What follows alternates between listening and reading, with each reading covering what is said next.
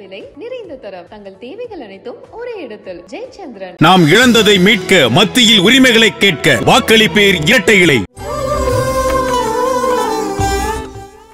தமிழ் புத்தாண்டு வருட பலன் அதை பத்தி சொல்லுங்க. ஏன்னா எப்பவுமே ஆங்கில புத்தாண்டுக்கு பலன் எப்படி இருக்குங்கிறத பார்த்துடுறோம். தமிழ் வருட பிறப்பு எப்படி இருக்கு, என்னென்ன விஷயங்கள்லாம் நமக்கு தருது? இந்த வருடம் தமிழ் வருடம் வந்து குரோதி வருடமாக பிறக்குது. குரோதி வருடம் சித்திரை மாதம் 1ஆம் தேதி வந்து பார்த்தீங்கன்னா ஏப்ரல் மாதம் 14ஆம் தேதி ஞாயிற்றுக்கிழமையில் பிறக்குது. பிறக்கும் போதே இங்கே ஆண்டவர்னு சொல்லக்கூடிய முருகப்பெருமான் மட்டும்தான் ஆண்டவர்னு சொல்லக்கூடிய பேருக்கு வருவார். அவர் தான் ஆளுமையானவர். அதாவது செவ்வாயுடைய அதிபதி முருகப்பெருமான். செவ்வாய் தான் ஆளுமையான கிரகம். அந்த ஆளுமையின் அதிபதியாக இருக்கக்கூடிய முருகப்பெருமானுடைய யோகத்தில் பிறக்கக்கூடிய அவர் தான் ராஜா. இந்த ஆண்டு குரோதி வருஷத்துடைய ராஜாவே யாரு? முருகப்பெருமான் தான். அவருடைய ஆளுமையில் பிறக்குது. அதே மாதிரி வளர்பிறை சஷ்டியில் பிறக்குது. யாருக்கெல்லாம் ஜனன ஜாதகத்தில் செவ்வாய் யோகம் இருக்கிறதோ அவர்களுக்கு இந்த ஆண்டு சூப்பரான ஆண்டு. அதே மாதிரி வந்து ஆங்கில புத்தாண்டில் நான் ஒரு வார்த்தை சொல்லியிருப்பேன், கருப்பானவர்கள் வெற்றி பெறுவார்கள் அப்படின்னு சொல்லியிருப்பேன். அதே மாதிரி இந்த தமிழ் புத்தாண்டு பலன்களில் வந்து பார்த்தீங்கன்னா சந்திரன் செவ்வாய் சந்திரமங்களா யோகம் யாருக்கெல்லாம் இருக்குதோ, ஏன்னா இங்கே வந்து ராஜாவாக யார் இருக்கா? செவ்வாய் இருக்கா. நீராச யார் இருக்கா அப்படின்னா சந்திர பகவான் இருக்கார். அப்போ சந்திரமங்களா யோகம் ஆக்டிவேட் ஆகக்கூடியவர்கள் சிறப்பாக இருக்காங்க. அப்போ மாநிறமாக உள்ளவர்கள் அவர்களுக்கு இந்த தமிழ் புத்தாண்டு சூப்பராக இருக்கு. அவர்கள் நினைத்ததெல்லாம் கைகூடக்கூடிய ஒரு சூப்பரான ஆண்டா இருக்கு. அதே மாதிரி வந்து பார்த்தீங்கன்னா இதில் மற்ற சேனாதிபதியாக மேகாதிபதியாக சனீஸ்வர பகவான் இருக்காரு.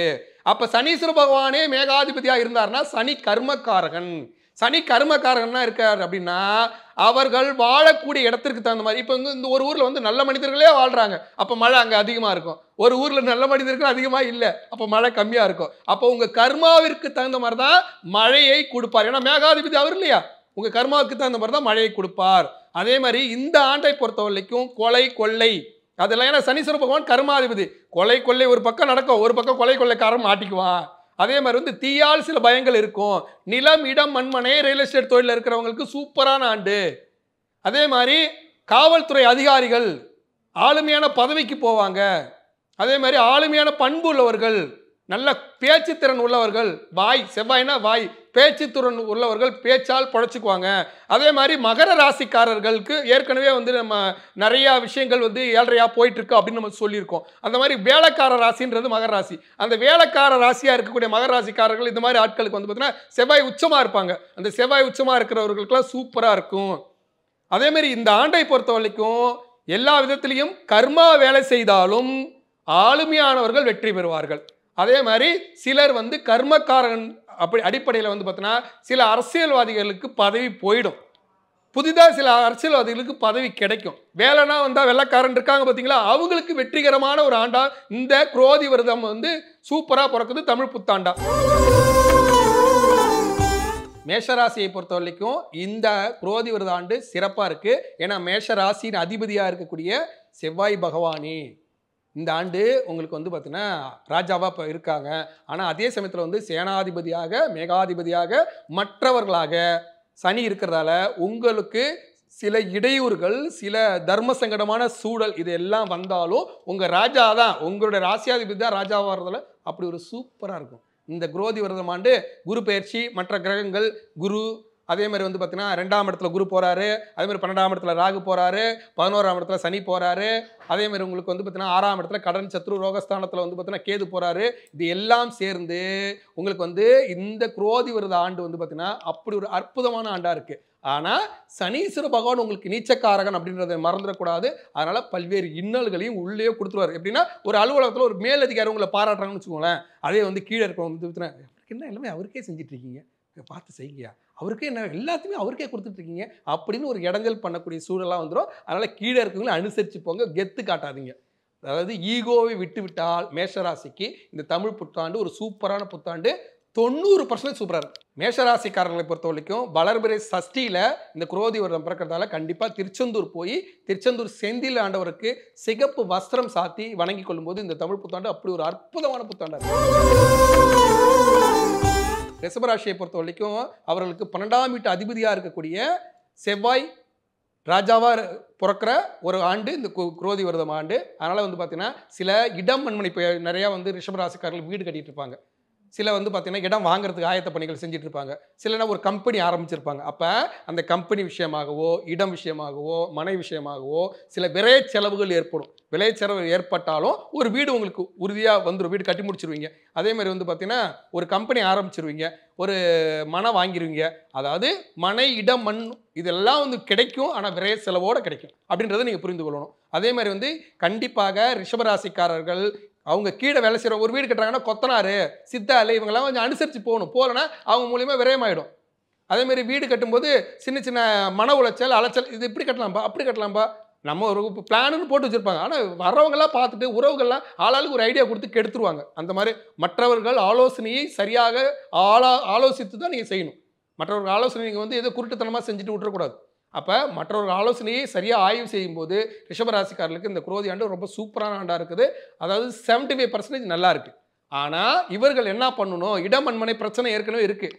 அதே மாதிரி இந்த ஆண்டு வந்து செவ்வாய் வந்து ராஜாவாக இருந்து பிறக்குது, சனியும் பாதகாதிபதியாக இருந்து பிறக்கிறாரு. அதனால் கண்டிப்பாக வந்து பார்த்தீங்கன்னா காஞ்சிபுரத்தில் இருக்கிற ஏகாம்பரேஸ்வரர் அங்கே கோயிலுக்குள்ளார போனீங்கன்னா ஒரு மாங்காய் மரம் இருக்கும். அந்த மரத்துக்குள்ளார வந்து பார்த்தீங்கன்னா ஒரு கோயில் இருக்கும்.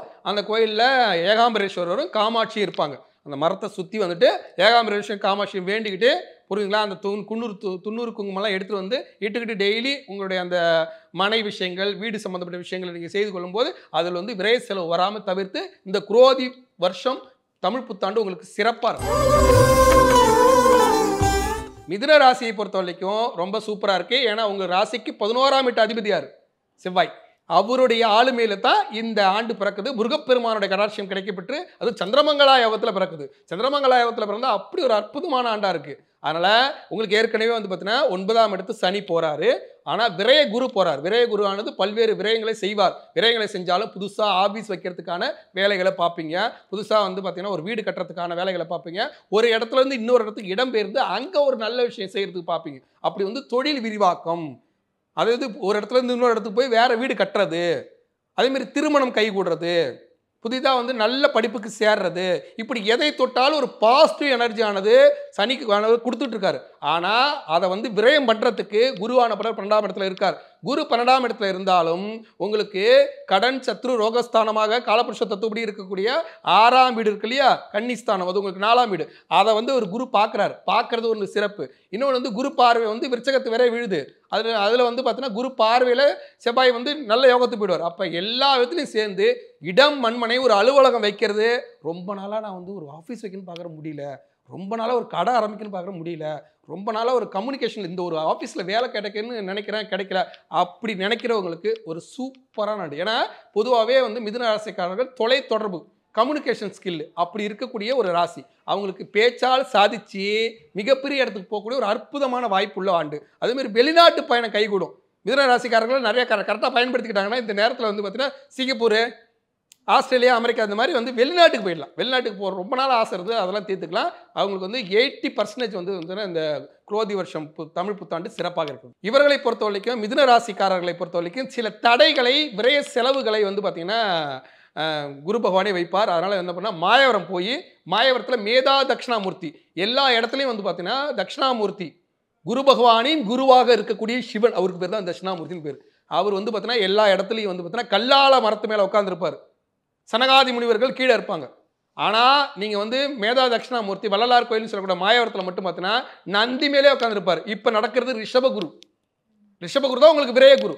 அந்த குரு பகவானை போய் நீங்கள் பார்த்தீங்கன்னா அவருடைய படத்தை வீட்டில் வச்சு வணங்கினீங்கன்னா விரயமும் தவிர்க்கப்பட்டு இந்த வந்து தமிழ் புத்தாண்டு ஒரு அற்புதமான தமிழ் புத்தாண்டாக உங்களுக்கு அமையும். கடகராசிக்காரர்களுக்கு இந்த தமிழ் புத்தாண்டு நல்லா இருக்கு. ஏன்னா கடகராசிக்காரர்களுக்கு ஏற்கனவே குரு பெயர்ச்சி வந்து ஒரு சாதகமாக வரப்போகுது. அதே மாதிரி இருக்கிற நேரத்தில் செவ்வாய் ஆளுமையாக இந்த தமிழ் புத்தாண்டு வருவது அப்படி ஒரு சிறப்பு. ஏன்னா சந்திரமங்கல யோகத்தில் வராரு. அதே மாதிரி வந்து பார்த்தீங்கன்னா உங்களுக்கு வந்து பார்த்தீங்கன்னா 10ஆம் வீட்டு அதிபதி அவர். உங்களுக்கு யார் அவரே? 10ஆம் வீட்டு அதிபதி. 10ஆம் வீடுங்கிறது பதவியை கொடுக்கக்கூடாது. அந்த 10ஆம் வீட்டு அதிபதியோடைய இன்னொரு வீடு இருக்குல்ல விருச்சகம், அதை வந்து குரு வேற ஏற்கனவே பார்க்குறாரு. குரு வேற உங்களுக்கு சாதகமாக வரப்போறார். இது எல்லாம் சேர்ந்து இந்த தமிழ் புத்தாண்டு அப்படி ஒரு சிறப்பான தமிழ் புத்தாண்டு, வேலை கிடைக்கக்கூடிய தமிழ் புத்தாண்டு. இப்போ ரொம்ப நாளாக எனக்கு வேலை கிடைக்கல, நடுவில் ஒரு வேலைக்கு இருந்தேன், அந்த வேலையும் பிச்சு கிச்சு வீட்டில் உட்காந்துருக்க மாதிரி சூழல், கை கால் அடிபட்டு போச்சு. அதேமாதிரி வந்து பார்த்தீங்கன்னா நினச்சா போக முடியல, உறவுகளோட சண்டை வருது, எங்கே போனாலும் தடையாக இருக்குது அப்படின்னு சொல்லிட்டு அகப்பட்டவனுக்கு அஷ்டமத்து சனின்னு கஷ்டப்பட்டுட்டு இருக்கிற கடகராசிக்காரர்களுக்கு விமோசனம் கொடுக்கக்கூடிய தமிழ் புத்தாண்டு இந்த தமிழ் புத்தாண்டு. அதுவும் வேலை விஷயத்துல வேலைக்காரனா இருக்க வேலைவனை போய் பாருங்க. யாரெல்லாம் கடகராசியா இருக்கியா உடனே கிளம்பு, ஒரு சர்டிஃபிகேட் ஜெராக்ஸ் போட்டு எடுத்துக்கோ, நேராக சுவாமிமலை போ. சுவாமிமலை போய் அங்கே கீழே பார்த்தீங்கன்னா மீனாட்சியும் சொக்கநாதரும் இருப்பாங்க. அவரை மீனாட்சி அம்மனை தெற்கு வாசலில் உள்ள பூந்து மீனாட்சியை வணங்கிடு. அதே மாதிரி சொக்கநாதரையும் வணங்கிட்டு மேலே போனீங்கன்னா 2வது அடுக்கில் முருகப்பெருமான் இருப்பார். அங்கே வந்து 60 படிக்கட்டு இருக்கும். 60 படிக்கட்டில் தமிழ் வருஷத்தோடு பேர் போட்டிருக்கும், பாபா விபபான்னு. அப்போ இந்த வருஷம் நீ எந்த வருஷம் பிறந்த அந்த வருஷம் படிக்கட்டில் நின்று ஒரு பிரார்த்தனை. இப்போ என்ன வருஷம் பிறகுது? குரோதி வருஷம். அந்த குரோதி வருஷம் படிக்கட்டில் நின்று ஒரு பிரார்த்தனை. உன் சர்டிஃபிகேட்டில் கையில் வச்சுக்கோ, ஒரு ஜெராக்ஸ் போட்டு நேராக எடுத்துகிட்டு போய் முருகன் பாதத்தில் வச்சுட்டுனா வேற ஒரு கம்பெனி நல்ல வேலை கிடச்சிரும். வேலை கொடுக்கும் வேலவன் இந்த ஆண்டு உங்களை ஆள போகிறாரு. அதனால் கடகராசிக்காரர்கள் சுவாமிமலை முருகனை தரிசனம் பண்ணி குரோதி வருஷத்தில் நல்ல வேலைக்கு போயிடுங்க, நல்ல வருமானத்துக்கு போயிடுங்க, அஷ்டமத்து சனியோட பாதிப்புலேருந்து குறைஞ்சிருங்க. அப்போ இந்த தமிழ் புத்தாண்டு வந்து பார்த்திங்கன்னா வேலை கொடுக்கும் புத்தாண்டாக வருவதால் 70% லாபமாக தான் இருக்கு கடகராசிக்காரர்களுக்கு. சிம்ம ராசியை பொறுத்த வரைக்கும் இந்த தமிழ் புத்தாண்டு வந்து ஒரு சிறப்பான புத்தாண்டு தான். ஏன்னா செவ்வாயே ஆளுமையாக பிறக்கிறார் ஒன்று. இன்னொன்று வந்து பார்த்தீங்கன்னா சூரியன் எந்த ராசியில் உச்சமடைவாரோ அந்த ராசியின் அதிபதி யார்? செவ்வாய், மேஷராசி. அதே மாதிரி வந்து பார்த்தீங்கன்னா இவருக்கு வந்து செவ்வாய் வந்து யோகம் தான். எப்போதுமே வந்து பெரிய பாதகத்தை செய்ய மாட்டார்கள் சிம்ம ராசிக்காரர்களுக்கு. அதனால் இந்த ஆண்டு வந்து ஒரு சிறப்பான ஆண்டு தான். அதே சமயத்தில் பல்வேறு இன்னல்களையும் கொடுத்துக்கிட்டு தான் இருப்பார். ஏன்னா வந்து குரு உங்களுக்கு சாதகமாக இல்லை, ராகுவும் 8ஆம் இடத்துல இருக்கார். அதனால் சாதகமாக இல்லை அப்படின்னாலும் இந்த தமிழ் புத்தாண்டில் வந்து பார்த்தீங்கன்னா புதுசாக ஒரு இடத்துலேருந்து இன்னொரு இடத்துக்கு மாறலாம். நீண்ட நாட்களாக வராத தொகை வந்துடும், நீண்ட நாட்களாக இருந்த பிரச்சனை தீர்ந்துடும். அதேமாதிரி கணவன் மனைவி உறவில் இருந்த பிரச்சனை தீர்ந்துடும். அப்போ நீங்கள் என்ன பண்ணணும், இந்த தமிழ் புத்தாண்டில் ஒரே ஒரு சபதம் மட்டும் எடுத்துக்கணும். நான் வந்து அதிகாரம் செலுத்த மாட்டேன் அடுத்தவங்க மேலே, நான் கரெக்டாக இருப்பேன்ப்பா. அவங்க ஏதாவது மன்னிப்பு கேட்டால் நான் மன்னிச்சுட்டு அவங்கள்ட்ட என்ன கொடுக்குறாங்களோ அதை வாங்கிக்குவேன்ப்பா. இல்லை ஒரு சிலர் வந்து பார்த்தீங்கன்னா இல்லை நான் அதிகாரம் தான் பண்ணுவேன்னா அதிகாரத்தை அடித்து நொறுக்கிடுவார். அதிகாரம் செலுத்தாமல் இருந்தால் இந்த தமிழ் புத்தாண்டு சூப்பரான தமிழ் புத்தாண்டாக இருக்குது. அடுத்த ஆண்டு நீங்கள் எதாவது பண்ணிக்கலாம். இந்த ஆண்டு கொஞ்சம் அடக்கி வாசிங்க. அடக்கி வாசித்தா கண்டிப்பாக இந்த தமிழ் புத்தாண்டு ஒரு சிறப்பான புத்தாண்டாக இருக்கும். அதே சமயத்தில் வந்து பார்த்தீங்கன்னா பொருளாதாரத்தை நல்ல நிலையில் கொடுக்குற இடத்துல 7ஆம் இடங்கிறது கணவன் மனைவி உறவு ஸ்தானம், வாழ்க்கை துணை ஸ்தானம், நட்பு ஸ்தானம், பார்ட்னர், தொழில் ரீதியான பார்ட்னர். இந்த இடத்துல சனி போகிறதால அது எல்லாமே கொடுப்பாரு. ஆனால் அங்கே வந்து ராகு இருந்து சில கெடுதலை பண்ணுவார். அதேமாதிரி பார்ட்னர்ஷிப்பில் வந்து பார்த்தீங்கன்னா சில வாக்குவாதங்கள் பண்ணுற மாதிரி சூழலை குருவும் கொடுத்துருவாரு.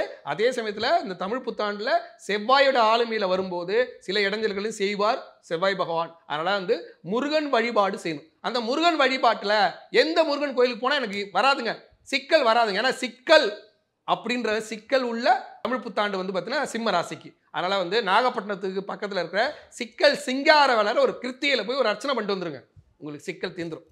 அதேமாதிரி அவரோட படத்தை வாங்கிட்டு வந்து வீட்டில் வச்சுக்கிட்டு அவருக்கு ஒரு தீபதூபம் போட்டு, ஐயா பார்த்துக்கா தமிழ் புத்தாண்டு நல்லா வந்திருக்குன்னு சொல்கிறாங்க, சிக்கல் இருக்குன்னு சொல்கிறாங்க, நான் சிக்கலை தீர்க்கணும், அதே சமயத்தில் மற்ற விஷயங்கள் நல்லா நடக்கணும் அப்படின்னு வேண்டிக்கிட்டீங்கன்னா இந்த தமிழ் புத்தாண்டு ஒரு அற்புதமான புத்தாண்டாக இருக்கும். கண்டிப்பாக வந்து 75% உங்களுக்கு லாபத்தை தான் தரும்.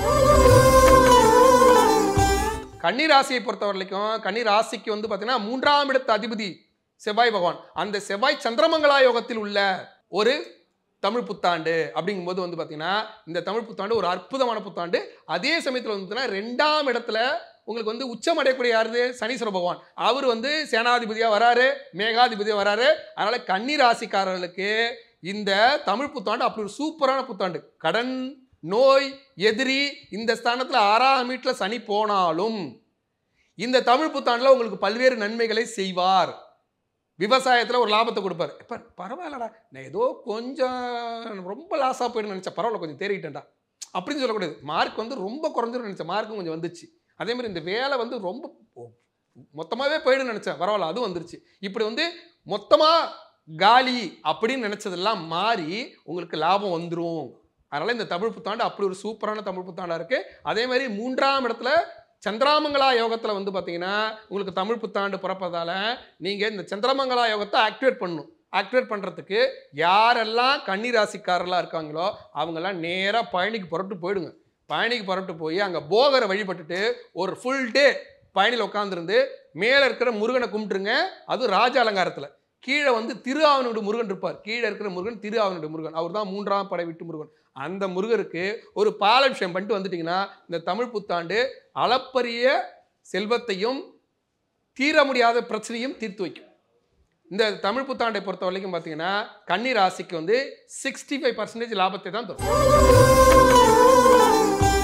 துலாம் ராசியை பொறுத்த வரைக்கும் இந்த தமிழ் புத்தாண்டு ஒரு சிறப்பான புத்தாண்டா இருக்கு. ஏன்னா உங்களுக்கு 2ஆம் அதிபதியா இருக்காருல செவ்வாய், அவருடைய யோகத்துல வளர்பிறை சஷ்டியில பிறக்குது. வளர்பிறை சஷ்டியில பிறக்கிறது அப்படி ஒரு சிறப்பு. அதே சமயத்தில் வந்து பார்த்தீங்கன்னா சந்திரமங்கலா யோகத்திலையும் பிறக்குது. முருகப்பெருமானுடைய ஆண்டு. அப்ப முருகப்பெருமான் உங்களுக்கு தனக்காரகன் அப்படிங்கும்போது அள்ளி கொடுத்துருவார். நீண்ட நாட்களாக எனக்கு கல்யாணம் நடக்கல, கல்யாணம் உண்டா உனக்கு இந்த வருஷம். அதே மாதிரி நீண்ட நாட்களாக எனக்கு இப்போ இது வந்து மாப்பிள்ளை கிடைக்கல, ஓகே உனக்கு கல்யாணம். அதே மாதிரி நீண்ட நாட்களாக வந்து எனக்கு வேலை கிடைக்கல, உனக்கு வேலை. யாருக்கெல்லாம் என்னென்ன கிடைக்கல, வெளிநாட்டு பயணமா, ஓகே போகலாம்ப்பா. அதே மாதிரி வந்து நீண்ட நாட்களாக வந்து பார்த்தீங்கன்னா எனக்கு வீடு கட்டி முடிக்க முடியல, அப்போ இப்போ வீடு கட்டுறதுக்கான ஆயத்த பணிகளை தொடங்கலாம். அதுமாதிரி நீண்ட நாட்களாக எனக்கு வந்து இந்த பண வருவாயே வரமாட்டேது, ஃபினான்ஷியல் நான் கொடுத்ததெல்லாம் திரும்பி வர மாட்டேது, அவன் ஏமாத்திட்டு போயிட்டே இருக்கான். அப்போ அதெல்லாம் வசூல் பண்ணலாம். எங்கிருந்து தான் உதவி வரும்னே தெரியாது. பல்வேறு விதத்தில் முருகப்பெருமான் உதவி செய்து கடனை வசூலிப்பார். வர வேண்டிய தொகை வர வைப்பார். துலா ராசிக்கு வர வேண்டிய தொகை வரக்கூடிய ஆண்டு, நிலுவையில் உள்ள தொகை வரக்கூடிய ஆண்டு. இந்த குரோதி விரத ஆண்டு வந்து அவ்வளோ ஒரு சிறப்பாக இருக்கு. அதே மாதிரி யாரெல்லாம் வெளிநாடு போயிட்டு அங்கேயே இருந்துட்டான், வீட்டுக்கே வரமாட்டான், ஒரு கல்யாணத்தை பண்ணலான்னு பார்க்குறேன், என் பிள்ளை வரமாட்டேங்குதுப்பா, அவன் துலா ராசியாக வந்துடுவான், வீட்டுக்கு வந்து ஒரு கல்யாணம் பண்ணிக்குவான். அதேமாரி வெளிநாட்டில் வந்து சொத்து வாங்கிட்டான், அதை வித்துட்டு இங்கே வந்து செட்டில் ஆகலான்னு பார்க்குறான், வெளியூரில் சொத்து வாங்கிட்டான், ஊரோட வந்துடலான்னு பார்க்குறேன், விற்க முடியல, வித்துட்டு இங்கே வந்துடலாம். அப்போ ரொம்ப நாட்களாக தீராத ஆசைகளும் ரொம்ப நாட்களாக வராத பணமும் வரக்கூடிய ஆண்டாக இந்த தமிழ் புத்தாண்டு பிறக்குது. அவர்களுக்கு வந்து இந்த மாதிரி வராத பணம் வரும் விஷயத்திலையும், அதாவது வராத விஷயங்கள், அதாவது நடக்காத விஷயங்கள் நடக்கிற விஷயத்துலையும் 80% ஒரு சிறப்பான ஆண்டாக இருக்குது தமிழ் புத்தாண்டு. அவரை பொறுத்தவரைக்கும் இந்த துலா ராசிக்காரர்களை பொறுத்த வரைக்கும் வராத கடனை வசூலிப்பதில் சிறந்த மன்னன் அப்படின்னு சொன்னால் தணிகை முருகன். திருத்தணி கோயிலுக்கு ஒரு கிருத்தியில் போங்க, கிருத்தியில் போய் அமைதியாக காவடி எடுத்தாலும் சரி, இல்லை பாலாபிஷேகம் செஞ்சாலும் சரி, தணிகை முருகன், அதாவது தணிகாசல மூர்த்தி என்ன பண்ணுவார், அமைதியாக இருந்து காரியம் சாதிப்பார். அவரை போய் நீங்கள் வணங்கினீங்கன்னா வராத கடன் வந்துடும், உங்கள் வாழ்க்கை சிறக்கும். விருச்சிக ராசிக்கு வந்து இந்த தமிழ் புத்தாண்டு வந்து ஒரு சூப்பரான புத்தாண்டு. ஏன்னா ஏற்கனவே வந்து குரு நல்ல நிலையில் வரப்போகிறாரு. குரு நல்ல நிலையில் வரப்போகிற இந்த தமிழ் புத்தாண்டில் வந்து பார்த்தீங்கன்னா உங்களுக்கு வந்து உங்களுடைய ராசியாதிபதியாக இருக்கக்கூடிய செவ்வாய் சந்திரமங்கலா யோகத்தில் வளர்பிறை சஷ்டியில் இந்த தமிழ் புத்தாண்டு பிறக்குது. அப்படி பிறக்கும்போது அப்படி ஒரு அற்புதமாக இருக்கும். ஏற்கனவே உங்களுக்கு வந்து ராசியாதிபதி வேறு அவர். அதே சமயத்தில் நீச்சக்காரகனாக இருக்கிற சனீஸ்வர பகவான் என்ன பண்ணுறாரு, மேகாதிபதியாக வராரு, அவரே சேனாதிபதியாக வராரு. அப்போ சனீஸ்வர பகவானே உங்களுக்கு வேலைக்காரனாக இருந்து சில இடையூறுகளை செய்தாலும் சில நன்மைகளையும் செய்வார். அலுவலகத்தில் மேலதிகாரி பாராட்டுறாங்க, உங்களுக்கு சம்பளம் வேறு தருவாங்க அப்படின்னா இன்னொரு கூட வேலை செய்கிற ஒரு பையன், அவருக்கெல்லாம் எங்கள் சம்பளம் ஏற்கனவே அதிகமாக கொடுத்துருக்கோம் அப்படின்னு சொன்னாலும் இன்னொருத்தர் என்ன பண்ணுவார், அதே ஆஃபீஸில் அவர் நிறைய ஹார்ட் ஒர்க் பண்ணுறாரு, அவருக்கு சம்பளம் ஒரு எம்டி கொடுக்குறது சரிதான் அப்படின்னு உங்களுக்கு சப்போர்ட்டுக்கு ஒரு ஆள் வந்துடும். அப்போ பாதிப்பை கொடுக்க ஒரு ஆள் வந்தாலும் லாபத்தை கொடுக்க இன்னொரு ஆளும் வந்துருவாங்க. அப்படி ஒரு அற்புதமான ஆண்டா இந்த தமிழ் புத்தாண்டு பிறக்குது. அதே சமயத்தில் வந்து பார்த்தீங்கன்னா 4ஆம் இடத்துல சனியானப்பட்டவர் பயணம் பண்ணுறாரு, 5ஆம் இடத்துல ராகானப்பட்டவர் பயணம் பண்ணுறாரு அப்படிங்கிறத புரிந்து கொள்ளணும். அப்போ திடீர் பண உயர்வும் திடீர் வாழ்க்கையும் திடீர் வீழ்ச்சியும் ஒரே நேரத்தில் நடக்கும். அப்போ சில நாள் ஒரு நாள் நல்லா இருக்கும், ஒரு நாள் கஷ்டமாக இருக்கும். காலையில் சந்தோஷம், சாயங்காலம் துக்கம். அப்போ காலையில் சந்தோஷம் இருந்தால் கம்முன்னு இருக்கணும், ரொம்ப சந்தோஷமாக இருக்கக்கூடாது. ஓகே சந்தோஷம் வந்துச்சு, துக்கம் வந்தாலும் நீங்கள் ஒன்றும் அதை பெருசாக எடுத்துக்கூடாது. அப்போ விருச்சிக ராசியாக பிறந்துட்டா அப்படின்னா வாய்ப்பு கிடைச்சா கர்நாடக மாநிலத்தில் இருக்கிற கொக்கே சுப்பிரமணியர் அப்படின்னு ஒரு சுப்பிரமணியர் இருக்கார், நாக சுப்பிரமணியராக இருப்பார். அது கொக்கே சுப்பிரமணியர் சொல்லுவாங்க. அது வந்து கர்நாடக மாநிலத்தில் இருக்குது. அது இல்லைன்னா வச்சுக்கோங்க, காஞ்சிபுரத்தில் இருக்கிற காமாட்சி அம்மன் கோயிலில் நாக சுப்பிரமணியர் இருக்கார். அதாவது எப்போதுமே முருகனுக்கு கீழே தான் பாம்பு இருக்கும், ஆனால் அங்கே தலையில் பாம்பு இருக்கும். தலை பாம்பாக இருக்கக்கூடிய கொக்கே சுப்பிரமணியரையோ இல்லை வந்து அதே தலைப்பாம்பாக இருக்கக்கூடிய நாக சுப்பிரமணியராக வேறு எந்தெந்த கோயிலில் இருக்கோ அங்கே போய் வணங்கலாம். காஞ்சிபுரம் கோயிலில், காஞ்சிபுரம் காமாட்சி அம்மன் கோயிலில் இருக்குது. வடபழனி சுப்பிரமணியர், வடபழனி ஆண்டவர் கோயிலில் வந்து நாக சுப்பிரமணியர் இருக்கார். நாக சுப்பிரமணியர் எங்கே இருக்காரோ அங்கெல்லாம் தேடி போய் வணங்கும் போது இந்த ஆண்டு ஒரு அற்புதமான ஆண்டா, திடீர் அதிர்ஷ்டத்தை கொடுக்க கொண்ட ஆண்டாக இருக்கும். விருச்சிக ராசியை பொறுத்த வரைக்கும் 90% சூப்பரான ஆண்டு. தனுசு ராசிக்காரர்களுக்கு ஒரு அற்புதமான ஆண்டு தான் இந்த தமிழ் புத்தாண்டு. ஏன்னா அவங்களுக்கு வந்து 12ஆம் இடத்து அதிபதி விரையாதிபதியாக இருக்கக்கூடிய செவ்வாய் ஒரு யோகத்தில் பிறக்கிறார். விரையாதிபதியும் அவரே, லாபாதிபதியும் அவரே. தனுசு ராசியை பொறுத்த வரைக்கும் அவங்களோட வேலை தான் அவங்களோட ப்ளஸ்ஸு, அவங்களோட வேலை தான் மைனஸ். வேலையை பார்த்துட்டு வீட்டில் வந்து எந்த வேலையும் பார்க்க மாட்டாங்க. அலுவலகத்தில் வேலையை பார்த்துட்டு வீட்டில் விட்டுருவாங்க. அதே மாதிரி அலுவலக வேலை மேலே கான்சன்ட்ரேட் பண்ணி வீட்டை விட்டுருவாங்க. இது வந்து அவங்களோட பெரிய மைனஸ் பாயிண்ட். அதே சமயத்தில் வந்து பார்த்தீங்கன்னா வேலையில் வந்து நிறைய முன்னேற்றம் வரணும் அப்படின்னு அந்த முன்னேற்றம்லாம் நிறைய கிடக்கும். ஆனால் வீட்டு விஷயத்தில் சில மன உளைச்சல், அலைச்சல், சில பொறாமைகள், போராட்டம், கணவன் மனைவி உறவில் சிக்கல், இதெல்லாம் கொடுத்தாலும் உங்களை பொறுத்த வரைக்கும் பார்த்தீங்கன்னா உங்களுடைய தனக்காரனான 2ஆம் இடத்தை வந்து பார்த்தீங்கன்னா குரு பார்க்க போறாரு. அதே மாதிரி அந்த 2ஆம் இடத்துல உச்சமடக்கூடிய செவ்வாயுடைய ஆண்டா இந்த ஆண்டு பிறக்குது சந்திரமங்கல யோகத்துல. அதனால வந்து பர்மனெண்ட்டே கிடைக்கலப்பா, இந்த ஆண்டு உனக்கு பர்மனெண்ட் போஸ்ட்டுப்பா. நீண்ட நாட்கள் நான் வந்து பார்த்தீங்கன்னா ஒரு சப்ஸ்டியூட் மாதிரியே இருக்கேன், இப்போ நீ மெயின் பிளேயர்ப்பா. நீண்ட நாட்களாக வந்து பார்த்தீங்கன்னா 2ஆம் இடத்துலேயே இருக்கேன், நான் முதல் கட்ட தலைவராக. அப்படி வந்து யோகமான ஒரு ஆண்டு. நான் ஃபஸ்ட்டு இடத்துக்கு போயிட்டேன்ப்பா.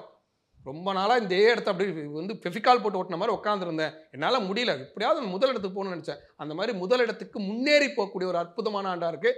இந்த ஆண்டில் வந்து பார்த்தீங்கன்னா தனுசு ராசியாக இருந்தால் அவர்கள் கட்டாயமாக வந்து பார்த்தீங்கன்னா குரு ஸ்தலமாக ஆலங்குடி போய் ஆலங்குடி குரு பகவானை பிரார்த்தனை பண்ணிக்கணும். அங்கே இருக்கிற வந்து பார்த்தீங்கன்னா ஆலங்குடி குரு பகவானுடைய சிவன் ஒருத்தர் இருப்பார், ஆபத் சகாயேஸ்வரர். ஆபத்தில் வந்து காத்து ரட்சிக்கக்கூடிய சிவன். நீங்கள் நேராக போய் குருபவனுக்கு அர்ச்சனை பண்ணக்கூடாது, குருபவனாக இருக்கிற தட்சிணாமூர்த்தி அர்ச்சனை பண்ணக்கூடாது. நேராக ஆபத் சகாயேஸ்வரர் அர்ச்சனை பண்ணிவிட்டு அதுக்கப்புறம் குருபவனுக்கு அர்ச்சனை பண்ணிட்டு வந்துட்டிங்கன்னா இந்த புத்தாண்டும் நல்லா இருக்கும், குரு பயிற்சியும் நல்லா இருக்கும். இந்த ஆண்டு முதல் இடத்திற்கு போகக்கூடிய ஒரு அற்புதமான ஆண்டாக அமையும். இந்த ஆண்டை பொறுத்தவரைக்கும் பார்த்தீங்கன்னா 85% வந்து பார்த்தீங்கன்னா தனுசு ராசிகளுக்கு ஒரு சிறப்பான ஆண்டாக இருக்கு. மகர ராசியை பொறுத்த வரைக்கும் இந்த ஆண்டு ஒரு சிறப்பான ஆண்டாக இருக்குது. ஏன்னா மகர ராசிக்கு வந்து பார்த்தீங்கன்னா குரு பயிற்சி வரை சாதகமாக வரப்போறாரு. அதே மாதிரி உங்கள் ராசியில் யார் உச்சமடைவார்? செவ்வாய் தான் உச்சமடைவார். அவருடைய ஆண்டாக வருது, வளர்பிறை சஷ்டியில் வருது. அதில் வந்து பார்த்தீங்கன்னா சந்திரமங்கலா யோகத்தில் வேற வருது.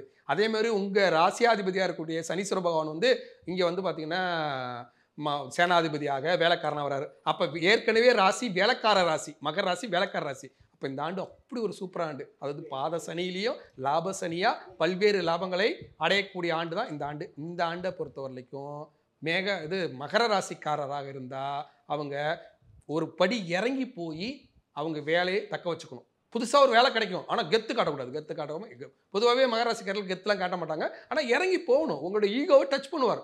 ஈகோவை சனீஸ்வர பகவான் டச் பண்ணுவார். ஆனால் வந்து செவ்வாய் பகவானும் குரு பகவானும் உங்களுக்கு கொடுப்பாங்க.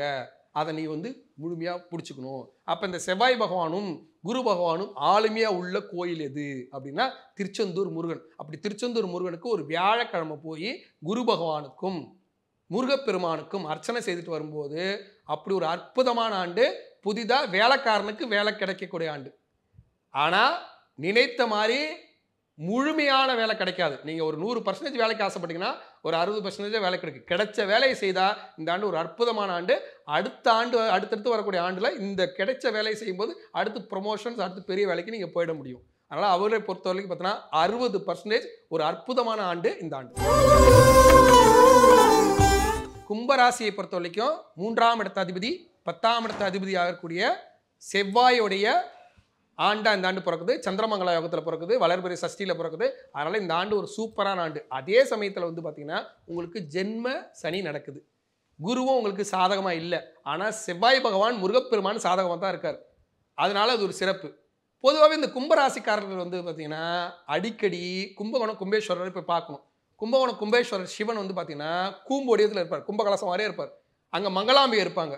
இந்த ஆண்டை பொறுத்தவரை, தமிழ் புத்தாண்டை பொறுத்தவரை நீங்கள் நேராக கும்பகோணம் போயிருங்க. இல்லைன்னா தமிழ் புத்தாண்டு முடிஞ்சு ஒரு 48 நாளைக்குள்ளே கும்பகோணம் போய் கும்பேஸ்வரர் வணங்கும் போது உங்கள் சனி தோஷம் விலகிடும், ஜென்ம சனி தோஷம் விலகிடும். இன்னொன்று வந்து பார்த்தீங்கன்னா இந்த ஆண்டில் லாபத்தை கொடுக்க போகிறது யார்? குரு பகவானும் அதுக்கு தகுந்த மாதிரி பார்த்தீங்கன்னா சந்திரமங்கலா யோகத்தில் உள்ள செவ்வாய் பகவானும். அப்போ மங்களாம்பிகை பக்கத்தில் இருப்பாங்க. செவ்வாயின் அதிபதியாக காட்சி கொடுக்குற மங்களாம்பிகை உங்கள் அம்மா. கும்பராசியின் அம்மா யார்? மங்களாம்பிகை தான். அந்த அம்மாட்ட போய் அம்மா என்னம்மா இப்படி பண்ணுற, ஜென்ம சனியாக இருந்து பாடாப்படுத்துகிறாங்க, தாங்க முடியல அப்படின்னு பிரார்த்தனை செஞ்சிட்டிங்கன்னா உங்களுக்கு என்ன வேணுமோ அவ கொடுத்துருவோம். இந்த ஆண்டை பொறுத்தவரை ஏன்னா செவ்வாயுடைய ஆளுமையாக பிறக்கிற இந்த ஆண்டு மங்களாம்பிகையுடைய ஆண்டு. இந்த ஆண்டில் கும்பராசிக்காரர்கள் அவங்க பிரச்சனையெல்லாம் தீர்க்கறதுக்கு ஒரே சொல்யூஷன்.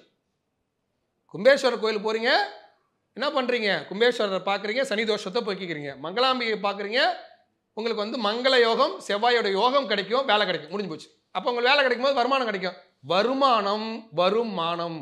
அப்போ எந்த மானம் போச்சுன்னு நினைக்கிறீங்களோ, எந்த அவமானம் வந்துச்சுன்னு நினைக்கிறீங்களோ அதெல்லாம் சரியாயிடும். அப்போ கும்பகோணம் மங்களாம்பியை பார்த்து இந்த புத்தாண்டை ஒரு நல்ல புத்தாண்டாக மாற்றிக்கோங்க. இந்த புத்தாண்டு பலன்களாக 55% வந்து உங்களுக்கு இருக்குது. அந்த 55% 100% மாற்றுறதுக்கு நீங்கள் மங்களாம்பியை போய் பார்க்கணும். மீன ராசியை பொறுத்த வரைக்கும் இந்த ஆண்டு ஒரு சூப்பரான ஆண்டு. மீன ராசிக்கு 2ஆம் இடத்து அதிபதியாக இருக்கார் இல்லையா? 2ஆம் இடத்து அதிபதி யாரு? செவ்வாய். அவருடைய ஆண்டு தான் இந்த குரோதி ஆண்டு. சந்திரமங்கலா யோகத்துல பிறக்குது. அதனால சூப்பரா இருக்கும் இந்த குரோதி ஆண்டு. அதே சமயத்துல அவங்களுக்கு 7.5 இருந்தாலும் முருகப்பெருமான் கொடுக்கக்கூடிய பலனை கொடுத்து தீர்வாரு, செவ்வாய் கொடுக்கக்கூடிய பலனை கொடுத்து தீர்வாரு. அதனால இந்த நேரத்துல மீனராசி யாரா இருந்தாலும் புறப்பட்டு சுவாமி மலை ஓடி போயிடணும். சுவாமி மலையில் வந்து உங்க மீனராசியின் அதிபதியா இருக்கக்கூடிய மீனாட்சி ஆழ்வாள், மீனாட்சி கீழே இருப்பாங்க, புரியுதுங்களா? ஓம் 360 சுந்தர பிரியாதி மீது அன்னோ மீனாட்சி பிரசோதியார் அப்படின்னு சொல்லி அவ காலில் விழுந்துருங்க. அப்படியே வந்து பார்த்தீங்கன்னா சொக்கனார் இருப்பார், அவரையும் பார்த்துருங்க. மேலே போய் முருகப்பெருமானு பார்த்துருங்க. அடிக்கடி நீங்கள் சுவாமி மலை போக போக போக உங்களுடைய 7.5 சனியுடைய தாக்கம் குறைஞ்சிரும். அதோட விட்டுறாதீங்க. மீனராசியாக இருந்தால் அப்படியே கும்பகோணம் கும்பேஸ்வரரையும் வந்து பார்த்துருங்க. அப்போ கும்பகோணம் கும்பேஸ்வரில் என்ன இருப்பார்? கும்பராசி உங்களுக்கு 12ஆம் இடத்த அதிபதி, விரையாதிபதி. அப்போ விரையாதிபதியுடைய அந்த சனி தாக்கத்தை யார் குறைச்சிருவா? கும்பேஸ்வர் குறைச்சிருவாரா? அதுக்கடுத்து மங்களாம்பிகை. மங்களாம்பிகை யார்? செவ்வாய் கொடுக்கக்கூடிய முழு பலனை கொடுக்கக்கூடியவர். அப்போ மங்களாம்பிகை பார்க்குறீங்களா? அப்போ சனி தோஷம் விலகிட உங்களுக்கு வந்து முருகன் கொடுக்கக்கூடிய செவ்வாய் கொடுக்கக்கூடிய யோக பலனும் கிடைச்சிடும், 2ஆம் இடத்து தனக்காரகனாக. அப்போ இந்த ஆண்டை பொறுத்தவரை 7.5 சனியிலையும் லாபம் வேணும். ஒரு இடத்துலேருந்து இன்னொரு இடத்துக்கு பெயர்ந்து போய் அங்கே வந்து நான் நல்லா படிக்கணும். ஒரு இடத்துலேருந்து இன்னொரு இடத்துக்கு பெயர்ந்து போய் அங்கே நல்ல வேலைக்கு போகணும். ஒரு இடத்துலேருந்து இன்னொரு இடத்துக்கு போய் நல்ல ப்ரொமோஷனாக விஷயத்து நடக்கணும். எனக்கு எல்லாமே இடமாற்றத்தால் தொழில் மாற்றத்தால் எனக்கு லாபம் வரணும் அப்படின்னு வேண்டிக்கிட்டிங்கன்னா சுவாமிமலை முருகனையும் சுவாமிமலை அருள்பாலிக்கூடிய மீனாட்சி சொக்கநாதரையும் பார்த்துட்டு அப்படியே கும்பகோணம் வந்து கும்பேஸ்வரரையும் மங்களாம்பிகையும் பார்க்கும்போது இந்த ஆண்டு ஒரு அற்புதமான ஆண்டாக இருக்கும். இந்த ஆண்டை பொறுத்தவரை 60% கஷ்டத்தில், அதாவது விரய சனி காலம் 7.5 சனி காலத்திலையும் உங்களுக்கு லாபம் வரக்கூடிய ஒரு அற்புதமான ஆண்டாக வந்து மீன ராசிக்காரர்களுக்கு அமையும். நன்றி சார். ரொம்பவே வந்துட்டு துல்லியமான கணிப்பில் வந்து சொல்லியிருந்திருக்கீங்க. ரொம்ப நன்றி. குறைந்த விலை நிறைந்த தரம், தங்கள் தேவைகள் அனைத்தும் ஒரே இடத்தில். ஜெயச்சந்திரன். நாம் இழந்ததை மீட்க, மத்தியில் உரிமைகளை கேட்க வாக்களிப்பேர் இரட்டை இலை.